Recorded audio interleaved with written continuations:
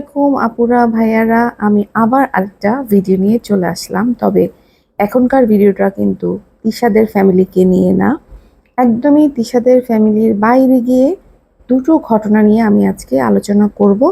আশা করি আপনাদের ভালো লাগবে এবং অবশ্যই কোনো কিছু স্কিপ করবেন না, শেষ পর্যন্ত দেখবেন। তো রিসেন্টলি আপনারা দেখেছেন যে একটা ভিডিও ভাইরাল হয়েছে, সেটা হচ্ছে আমাদের সবার প্রিয় অভিনেতা অপূর্ব। সে গত 7 মাস দেশের বাইরে ছিল, মানে হচ্ছে আমেরিকাতে ছিল। 7 মাস পরে সে যখন ঢাকায় এসে পৌঁছালো, তখন সে তার ছেলেকে দেখতে গিয়েছে। তখন তার ছেলে ঘুমিয়েছিল। ঘুম থেকে উঠে বাবা যখন গেল, মানে অপূর্ব যখন গেল, তখন ছেলে তাকে দেখে কান্না করতেছিল। তো অপূর্ব টাইটেলটা ছিল এরকম যে ভালোবাসার চেয়ে বড় চমক আর কিছু নেই। তো এইটা মোটামুটি আমরা দেখলাম যে রীতিমতো ভাইরাল, ঠিক আছে, রীতিমতো ভাইরাল। সরি, নিউজ পেপার বলেন, ফেসবুকের প্রত্যেকটা মানুষের স্ট্যাটাসে বলেন, সব জায়গায় শুধু এখন এই ভিডিওটা আর এই ভিডিওর টাইটেল নিয়ে সবাই ভিডিও বানাচ্ছে। তো আমি আসলে ভিডিওটাকে উদ্দেশ্য করে না, আমি হচ্ছে যে এই যে ডিভোর্স, তাই না, আমি আসলে এই টপিকটা নিয়ে একটুখানি কথা বলবো। আর আরেকটা জিনিস যেটা হচ্ছে, বেশ কিছুদিন আগে সোমা বেগম নামে একজন কানাডাতে, যাকে কিনা লেকে ফেলে রাখছিল, সেটা নিয়ে একটু কথা বলবো, এই দুইটা। তো এটা আগে শুরু করি। তো একজনের লেখা পড়লাম যে এই ওকে নিয়ে লেখা হয়েছে, মানে আয়াসকে নিয়ে লেখা হয়েছে যে ডিভোর্স মানেই অযত্নে বেড়ে ওঠা নয়। আয়াস এই কথাটার এক জীবন্ত প্রমাণ, এবং এই কথাগুলো লিখছে হচ্ছে আহ অপূর্বর আগের ওয়াইফ নাজিয়া, নাজিয়ার একজন ফ্রেন্ড। তো সে আসলে তার বলার উদ্দেশ্যটা ছিল যে নাজিয়া একজন অসাধারণ মা, আর ওর মাদারহুড জার্নিটা যতই সে দেখেছে পাশ থেকে কাছে থেকে, ততই সে খুব নিজেকে খুব গর্বিত মনে করেছে এরকম একটা বন্ধুকে পাশে পেয়ে। সবকিছু একসাথে সুন্দরভাবে সামলানো বলেন, দুইটা সন্তান, কারণ নাজিয়ার যে সেকেন্ড ম্যারেজ হয়েছে সেখানেও কিন্তু একটা সুন্দর ফুটফুটে বাচ্চা আছে। তো সবকিছু মিলেই দুইটা সন্তানকে সে ভালোবাসা বা দায়িত্বে কোনো ঘাটতি রাখে নাই। আর অন্যদিকে অপূর্ব যদিও বিয়ে করেছে, কিন্তু আয়াসের ব্যাপারে সে কিন্তু যথেষ্ট সক্রিয় ছিল এবং সবসময় কিন্তু পাশে ছিল। এবং আমিও দেখেছি যে আয়াসকে বিভিন্ন জায়গায় ঘুরতে নিয়ে গিয়েছিল, সিঙ্গাপুর বলেন, যেখানে বিভিন্ন জায়গায় ঘুরতে নিয়ে গিয়েছিল, এবং আয়াসের বার্থডে সেলিব্রেশন বলেন, সবকিছুতে কিন্তু অপূর্ব সবসময় পাশে ছিল। তো এখন অনেকেই মানে এই সম্পর্কগুলো নিয়ে অনেক কিছুই বলতেছিল, হ্যাঁ। তো সেখানে তার উদ্দেশ্য, তার বলার ইয়েটা ছিল যে সচেতন কো প্যারেন্টিং আর ভালোবাসা থাকলে ব্রোকেন ফ্যামিলি বলে কিছু থাকে না। কিন্তু আমি টোটালি এটার বিরুদ্ধে, একদমই বিরুদ্ধে। কেন জানেন? কারণ হচ্ছে এটা আমাদের ফিলিংস থেকে বলি, আমি আমার ফিলিংস থেকে বলি যে ব্রোকেন ফ্যামিলি যখন হয়, কোনো সন্তান কিন্তু তার বাবা মাকে আলাদা দেখতে চায় না। কোনো সন্তান চায় না তার বাবা মা আলাদা থাকুক। বাবা মার মধ্যে যত ঝগড়া হোক, বিবাদ হোক, বলতে পারেন যে বাচ্চাটা কিছুটা সেলফিশই হয়ে যায়, যে নিজের বাবা মাকে একসঙ্গে থাকতে চায়, বাবা মার মধ্যে ভালোবাসা দেখতে চায়। এতে কি সে খুব বেশি কিছু আশা করতেছে বাবা মার কাছ থেকে? তা তো না। বাবা মা যদি মনে করে যে একটা সন্তানকে আমি দুনিয়াতে নিয়ে আসছি, আনার পরে এবার আমাদের হাজব্যান্ড ওয়াইফের একজন একজনকে ভালো লাগছে না, তাই আমরা ছেড়ে দিব, হাজব্যান্ড ওয়াইফ একসাথে থাকবো না, তাহলে এই বাচ্চাটাকে চিন্তা ভাবনা করে কেন আসে নাই দুনিয়াতে, তাই না? এখানে আপনাদের অনেকের অনেক ব্যাখ্যা থাকবে, আমি জানি। এই ভিডিও করার পরে আপনাদের বিভিন্ন ধরনের মন্তব্য আসবে, অনেকে এইটার পক্ষে থাকবেন না, কিন্তু আমি এটা কেন বলছি জানেন? কারণ আমি নিজে দেখছি আমার বাবা মার যত ঝগড়া হতো, যাই কিছু হতো না কেন, আমার বাবা যদি রাগ করে 2-3 দিন বাড়ির বাইরে থাকতো না, আমরা মেনে নিতে পারতাম না, কখনোই মেনে নিতে পারতাম না। আমাদের কাছে মনে হতো যে আমাদের বাবা একজনই, সে হচ্ছে আমার জন্মদাতা পিতা। এইবার আমার মা যদি আরেক বিয়ে করে, সে যত ভালো লোকই হোক, সে কিন্তু আমার বাবা না। তাকে আমি কষ্ট করে মেনে নিতে, তাকে মেনে নিতে কিন্তু আমার খুব কষ্ট হবে। যদি না আপনার জন্মদাতা পিতা প্রচণ্ড খারাপ থাকে, আপনার সঙ্গে প্রচণ্ড খারাপ ব্যবহার করে, আপনার চাইল্ডহুডটাকে পুরো ধ্বংস করে দেয়, তাহলে হয়তো আপনার জন্মদাতা পিতার প্রতি ওইরকম ভাবে টান থাকবে না বা তাকে আপনি চাইবেন না। কিন্তু যদি আপনার বাবা আপনার সবকিছু ঠিকঠাক মতোই পালন করে, যেমন ধরেন অপূর্বর কথাই বলতেছি, বাবা হিসেবে সে কিন্তু চমৎকার একজন মানুষ, কিন্তু একটা জিনিস ভাবেন তো, আজকে এই যে ছেলেটা কি দেখতেছে, ছেলেটার জীবনটা একবার চিন্তা করে। একদিকে মা বিয়ে করে ফেলছে, আরেকদিকে বাবা বিয়ে করে ফেলছে। না সে তার মাকে ঠিকভাবে পাচ্ছে, না সে তার বাবাকে ঠিকভাবে পাচ্ছে। যখন বাবার কাছে যায় তখন দেখে বাবা তার ওয়াইফের সাথে, যখন মার কাছে থাকে তখন দেখে মা তার আরেক হাজবেন্ড আছে। তা একটা সন্তানের জন্য এটা মেনে নেওয়া কিন্তু খুব কঠিন। তবে এখানেও কিন্তু একটা কথা আছে, একটা সন্তান যদি ওইরকম পরিবেশেও বড় হয়ে ওঠে যেখানে তার বাবা মা মারামারি কাটাকাটি করতেই থাকে, সন্তানের মুখের দিকে তাকায় টিকে যায়, সেই সেই পরিবেশেও কিন্তু বাচ্চাটা ভালোভাবে বেড়ে ওঠে না।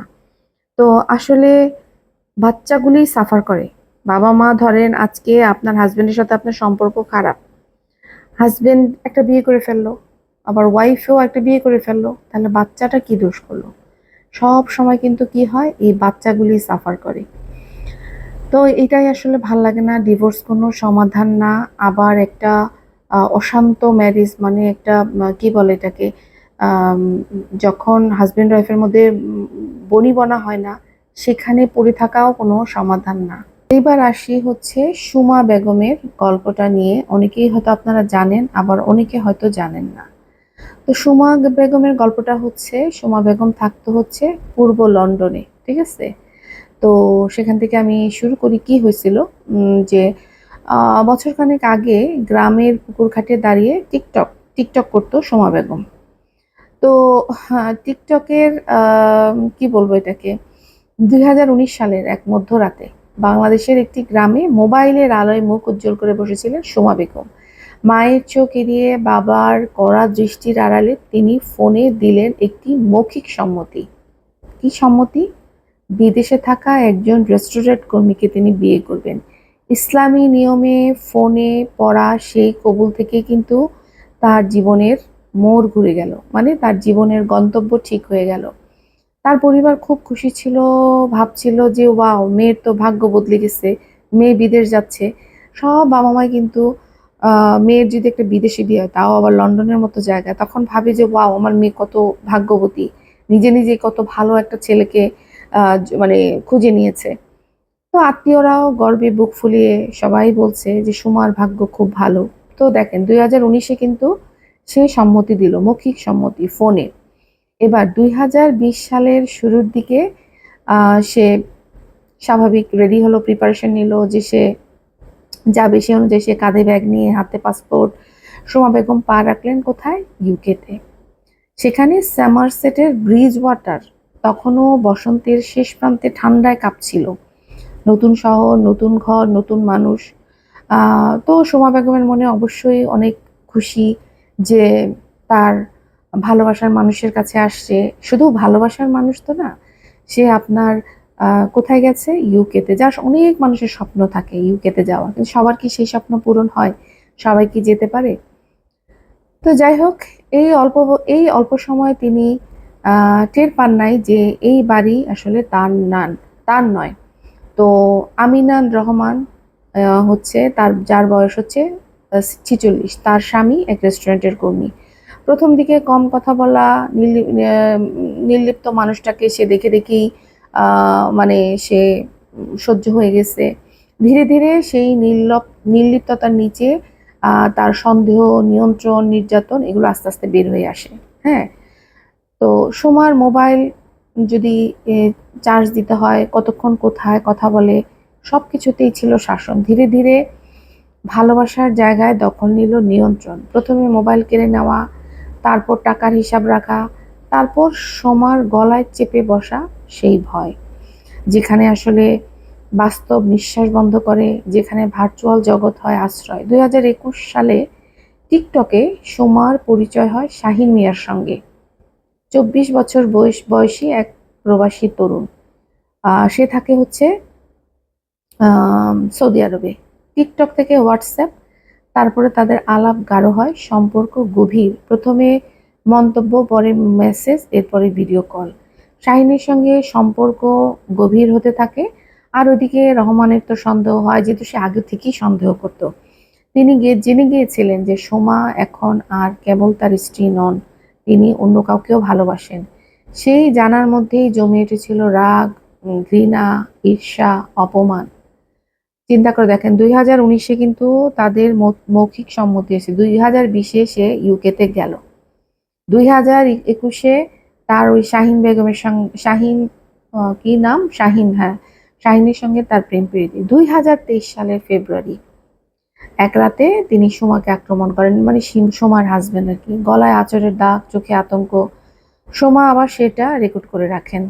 হ্যাঁ, গলায় আঁচড়ের দাগ, কাঁদতে কাঁদতে বলেন যে সে আমার নিঃশ্বাস বন্ধ করে দিয়েছিল, আবার আমাকে গলায় ধরে মেরে ফেলতে চেয়েছিল। শাহিন আবার সেই ভিডিও সযত্নে রেখে দেয়, কিন্তু কেউ জানতো না সেই ভয়াবহ দৃশ্যই একদিন স্থায়ীভাবে রূপ নেবে। মানে এই যে তার সঙ্গে যে খারাপ আচরণটা করছে, এইটা সব সে ক্যামেরাবন্দি করছে, করে সে এই ক্যামেরাবন্দি ভিডিও আবার তার প্রেমিককে পাঠাইছে। বুঝেন অবস্থা। আসলে এই ভালোবাসাগুলি কখন তৈরি হয়? এই যে স্বামীর যে নিয়ন্ত্রণ করা, অনেক স্বামীরা আসলে ভালোবাসতে জানে না। তারা আসলে মানে তারাও বড় হয়েছে ওইভাবে, যে নিয়ন্ত্রণ দেখে দেখে। হয়তো বা তার বাবা তার মাকে নিয়ন্ত্রণ করতো, সেই দেখে সে বড় হয়েছে, ফ্যামিলি থেকে হয়তো শিখে আসছে। আবার অনেকে ফ্যামিলি থেকে না শিখে আসলেও আপনার ওই আস্তে আস্তে তার নিজের মধ্যে সেটা পালিত থাকে। ওকে, তো এবার 2023 সালের ফেব্রুয়ারিতে হচ্ছে এটা ক্যামেরাবন্দি করে। এবার 2023 সালে 29শে এপ্রিল অনেক রাত, সুমা বিছানায় বসে ফোনে কথা বলছিল শাহিনের সঙ্গে। সন্তানদের পাশেই বিছানায় বসেছিল সুমা। রহমান হঠাৎ এসে ফোন ছিনিয়ে নেয়, শুরু হয় তর্ক, চিৎকার। ভিডিও কলে সব কিন্তু শাহিন দিচ্ছে। হুম তো সুমা তখন চিৎকার করছে, আর রহমান বলছে তুমি পালাতে চাও, আমি তোমাকে শেষ করে দিব। তো এভাবে আহ 3বার চিৎকার করে, তারপর ভিডিও জমে যায়, মানে স্টিল হয়ে যায়। কিছুক্ষণ পরে আবার শাহিনের কল আসে। তো রহমান তখন তাকে বলে যে দেখ দেখ, আমি তাকে মেরে ফেলছি, এখন তুই প্রস্তুত হ, মানে তো আমি ওই ইয়েকে মেরে ফেলছি। তো মৃতদেহ তখন কিন্তু মেঝেতে, একটা নিঃশ্বাসহীন দেহ, 2 সন্তানের সামনে নিথর হয়ে পড়েছিল মা। রহমান ঠান্ডা মাথায় সোমার লাশ একটা সুটকেসে ভরে ফেলে, এবং যেটা করে সুটকেসে ভরে ফেলেন, যেটা কিনা সিসিটিভি ফুটেজে দেখা যায়। মধ্যরাতে চিন্তা করেন, এক হাতে সুটকেস টেনে সে নিয়ে গেছে, তার গন্তব্য হচ্ছে রিভারলি, মানে নদীতে ফেলে। কিন্তু নদীর পাড়ে পৌঁছে সুটকেসটা কি করে, পানিতে ফেলে দেন। তিনি ভেবেছিলেন নদী সব গিলে খেয়ে ফেলবে এবং ভাসিয়ে দিবে, এটা উনি ভেবেছিল। কিন্তু সবসময় কিন্তু ভাগ্য সাথ দেয় না। চোরের 10 দিন, গৃহস্থের 1 দিন। 10 দিন পর এক মাডলার, হ্যাঁ, নদীর ঘাটে ওই কাদা খোঁজার মানুষ আর কি, হ্যাঁ, তো সে সুটকেসটা নদীর কিনারে দেখতে পায়, ভিতরে খুলে দেখে পচা গলা একটা দেহ। তখন সে অবশ্যই পুলিশে জানায়, সবাই তো আর খারাপ না। পুলিশে জানায়, আবার এখানে শাহিনের কাছে ভিডিও আছে, সিসিটিভি ফুটেজ আছে, আগের রেকর্ডিং আছে, সব মিলিয়ে তার বিরুদ্ধে মামলা হয়। আদালতে সাক্ষী দেয় হচ্ছে প্রেমিক। 4 ঘন্টা ধরে জুরি তার সর্বসম্মতিতে রায় দেয় যে এই লোক দোষী। এবার 2024 সালের 31শে জুলাই রহমানকে যাবজ্জীবন কারাদণ্ড দেওয়া হয়, কমপক্ষে 22 বছর। চিন্তা করে দেখেন। তো সেখানে বিচারপতি বলেন যে সুমা ছিলেন এক প্রাণবন্ত তরুণী, এক স্নেহময়ী মা, তুমি তার স্বপ্ন ভেঙে দিয়েছ। এই আদালতে অনেক স্ত্রী হত্যার মামলা আসে, কিন্তু তুমি যা করেছো সেটা ভয়াবহ, নৃশংস। তো যাই হোক, এরপরে যা হয়েছে আর কি, 2টা শিশু রাষ্ট্রীয় হেফাজতে আছে। ছোট মেয়েটা, যার মায়ের মুখে স্পর্শের স্মৃতি ঝাপসা হয়ে যাচ্ছে। ছেলেটা এখন পুরুষদের কাছাকাছি গেলে আঁতকে উঠে। তারা এখনো বুঝতেই পারতেছে না যে আসলে কি হয়েছে। এক রাতে তাদের পুরো পৃথিবী বদলে গেছে, তাদের সমস্ত সম্পর্ক নষ্ট হয়ে গেছে। এই যে দুইটা গল্প দেখেন, খুব কাছাকাছি কিন্তু, হ্যাঁ। আজকে যদি এই মা, এই যে দেখেন, নিয়ন্ত্রণ করতেছে, কন্ট্রোল করতেছে একটা মেয়েকে, সন্দেহ করতেছে, এই মেয়েটা কি এই হাজবেন্ডকে কতক্ষণ পারবে? আজকে এই মেয়েটা যখন তার যাকে ভালোবেসে সে ইউকে চলে আসছে, তার কাছ থেকে যখন সে ভালোবাসা পাচ্ছিল না, তখন সে একদম ভালোবাসার মানুষ খুঁজে বেড়াইছে। আর সেটা খুঁজতে গিয়ে তার সাথে কিন্তু ওই শাহিনের পরিচয় হয়েছে। হ্যাঁ, শাহিনকে বিয়ে করলে কি হতো সেটা কিন্তু আমরা জানি না, হয়তো আরো ভয়াবহ কিছু হতে পারতো। আমরা সবসময় কি করি, এই ভুলটাই করি।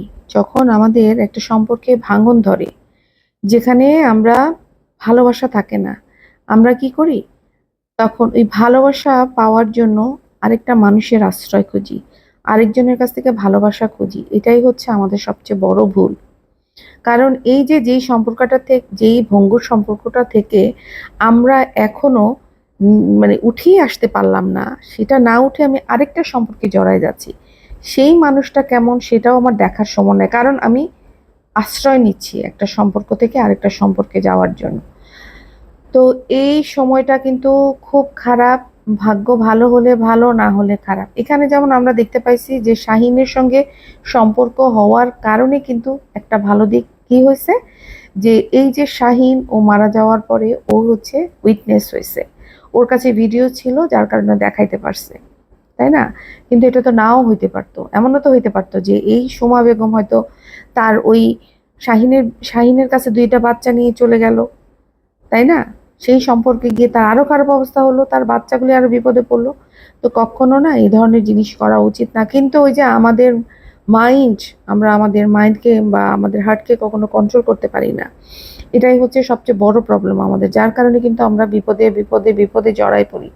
আর যারা এই যে ফেসবুকে আমরা যে ভালোবেসে আবেগে পড়ে যাই, এটা একদম ঠিক না। কারণ ফেসবুকের অন্য পাশে যে কোনো ক্রিমিনাল আপনার সঙ্গে চ্যাটিং করতেছে না, আপনি কিন্তু জানেন না। যেখানে আমরা খুব কাছে থেকে, খুব যেই মানুষকে আমরা অনেকদিন ধরে চিনি, তাকেও আমরা বিয়ের পরে দেখি সে পুরো অচেনা মানুষ। সেখানে ফেসবুকে যে মানুষটাকে আমরা দেখি না, জানি না, তার সঙ্গে আমরা যে চ্যাটিং করি বা ফোন আলাপ করি না বুঝে, সে যে কতটা ডেঞ্জারাস হতে পারে সেটা আমরা কিন্তু রিসেন্টলি একটা ঘটনা আমরা দেখলাম, যে একটা ছেলে আরেকটা ছেলেকে বিয়ে করছে। ছেলেটা 1.5 মাস পরে জানতে পারলো যে সে আসলে মেয়ের সাথে না, সে একটা ছেলের সাথে সংসার করতেছে। তো এই যে এত কিছু আমরা দেখতেছি, দেখার পরও কিন্তু আমরা নিজেদেরকে কন্ট্রোল করতে পারি না। কারণ ওই পাশে যে মানুষটা, সেই মানুষটা আপনাকে এমনভাবে অ্যাপ্রোচ করবে যে আপনি নিজেকে আর কন্ট্রোল করতে পারবেন না। আপনি ভাববেন যে ও আমার স্বপ্নের পুরুষ চলে আসছে, বা আপনার স্বপ্নের আহ, মেয়ে চলে আসছে। হ্যাঁ, তো এভাবে করে ভুলগুলো হয়, আর এইভাবে করেই হচ্ছে সম্পর্কগুলো ভাঙে। আজকে যখন দেখবেন যে আপনার একটা সম্পর্কে ভাঙন ধরেছে, হ্যাঁ, এবং সেখানে দুটো সন্তান আছে, সবার আগে সন্তানদের কথা চিন্তা করবেন। সন্তানদের কথা চিন্তা করে নিজেকে শক্ত করবেন, যে না, আমি যেহেতু সন্তান জন্ম দিছি, আমার হাজবেন্ড যেহেতু খারাপ বা আমার ওয়াইফ যেহেতু খারাপ, এই বাচ্চা দুটার দায়িত্ব আমাকে নিতে হবে। তারপরে গিয়ে আমি অন্য কোনো রিলেশনে যাব কি যাব না সেটা পরে। বাট এই মুহূর্তে আমার প্রধান চিন্তা আমার দুটা সন্তান হওয়া উচিত। এই সন্তান দুটাকে আমি কিভাবে বড় করব, এই সন্তান দুটাকে বড় করতে গিয়ে যদি আমি কোনো ভালো মানুষের সন্ধান পাই, সেক্ষেত্রে আমি করব। হ্যাঁ, সন্তানদের হাত ছেড়ে দিয়েন না। কারণ